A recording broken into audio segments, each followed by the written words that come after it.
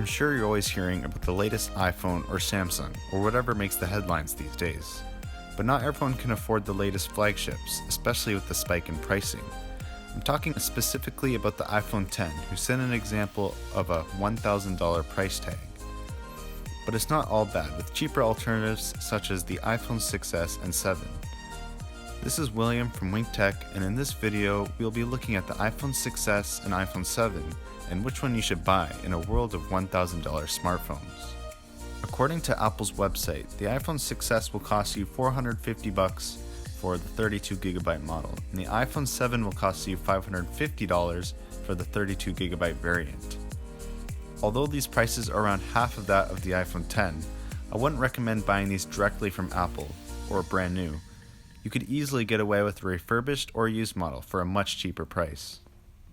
So let's start with some specs. Obviously the specs on the iPhone 7 will be better, but the 6s hardware isn't too far behind. Both have a decent display with a resolution of 1334 by 750 at a pixel density of 326 ppi. Although it doesn't sound impressive, Apple's Retina display technology makes it look much sharper. The only difference between the displays is that the colors are slightly better on the iPhone 7, which is using the P3 wide color gamut. It is also slightly brighter, but you honestly don't really notice the difference in real-world usage. The processor in the 6s is Apple's A9 chip, and the iPhone 7 is using the A10 Fusion chip. This is where you'll start to see a major difference because usually Apple chipsets get significantly faster each year. The extra processing power is good for everyday tasks and gaming, and flying through iOS. It also means that you're more future-proof with the iPhone 7 than its predecessor, so you'll get more future iOS updates. However, you should be good with the 6s for at least a couple more years. I'll just go over the design quickly because they're basically the same. Although both use the classic older iPhone design, it still holds up if you don't mind some bezel.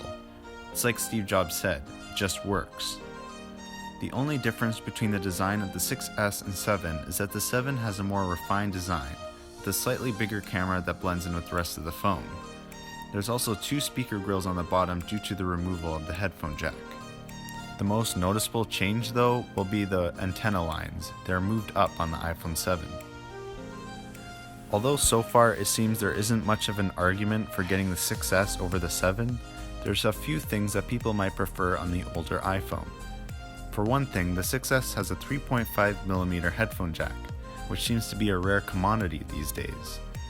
Even if you have a pair of Bluetooth headphones such as Apple's AirPods, you'll still likely run into a situation where you need a headphone jack, but then you realize there isn't one on your fancy new iPhone. Another advantage with the 6s is the physical home button. On the iPhone 7, you just have a piece of glass and the button pushing sensation is replaced with a very accurate vibration. It really just doesn't feel the same, and some people would give up slightly newer specs for something more familiar. I have to say, going from an iPhone X to a 6s is comforting in a way. I decided to leave the camera segment for last because it is the most significant change between the two. And if you're like me, the camera matters to you a lot. They both have a 12 megapixel resolution, no surprise there.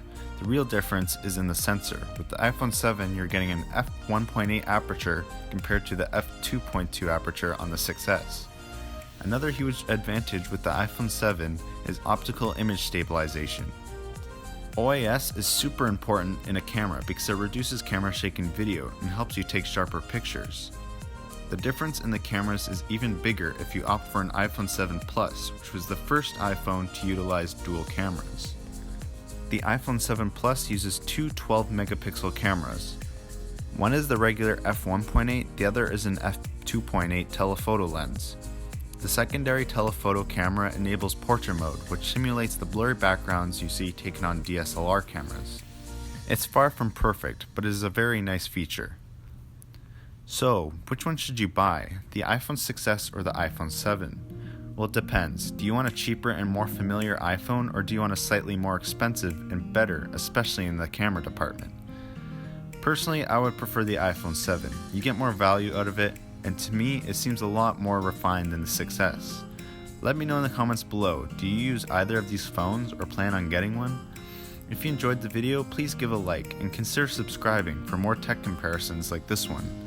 Thanks for watching. This has been William from WingTech, and I'll see you in the next video.